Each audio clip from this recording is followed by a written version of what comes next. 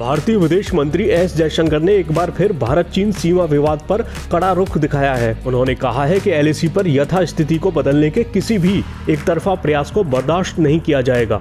इसके साथ ही उन्होंने कहा है कि मौजूदा समस्या 1962 में रणनीतिक क्षेत्रों पर चीन की ओर से कब्जा किए जाने का नतीजा है। कांग्रेस के पूर्व अध्यक्ष राहुल गांधी के एक ट्वीट से जुड़े सवाल पर जयशंकर की ये प्रतिक्रिया सामने आई है। राहुल ने अपने ट्वीट में चीनी घुसपैठ बढ़ने का दावा किया था। जयशंकर ने कहा, पिछले 2 साल में जो हुआ है, हम ये सुनिश्चित करने में बहुत स्पष्ट और बहुत सक्षम रहे हैं कि वास्तविक नियंत्रण रेखा पर यथास्थिति को एक तरफा ढंग से बदलने का कोई भी प्रयास हमारे द्वारा बर्दाश्त नहीं किया जाएगा। जयशंकर ने कहा कि पूर्वी पड़ोसी के साथ सीमा मुद्दा मुख्यतः कांग्रेस शासन के दौरान 1962 में लद्दाख सहित भारत के एक बड़े हिस्से पर चीन द्वारा कब्जा किए जाने के कारण है। राहुल पर हमला बोलते हुए जयशंकर ने कहा, उनके ट्वीट में मुझे कुछ खास नया नहीं लगा, क्योंकि आप सभी जानते हैं कि सीमा पर हमारी समस्या का एक बड़ा हिस्सा इसलिए है क्योंकि 1962 में चीनियों ने आकर लद्दाख सहित बड़े क्षेत्र पर कब्जा कर लिया था।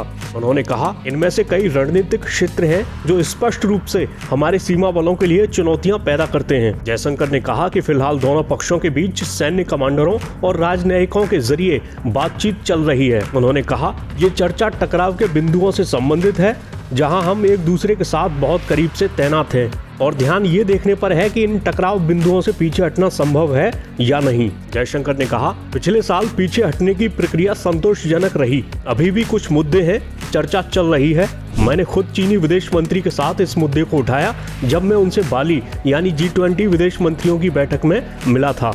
ये पूछे जाने पर कि क्या चीन पाकिस्तान समुद्री अभ्यास सी गार्डियन से भारत समुद्री सुरक्षा को खतरा है, जयशंकर ने कहा कि सुरक्षा को हमेशा प्राथमिकता दी जाती है और ये देश की विदेश नीति में सबसे ऊपर है।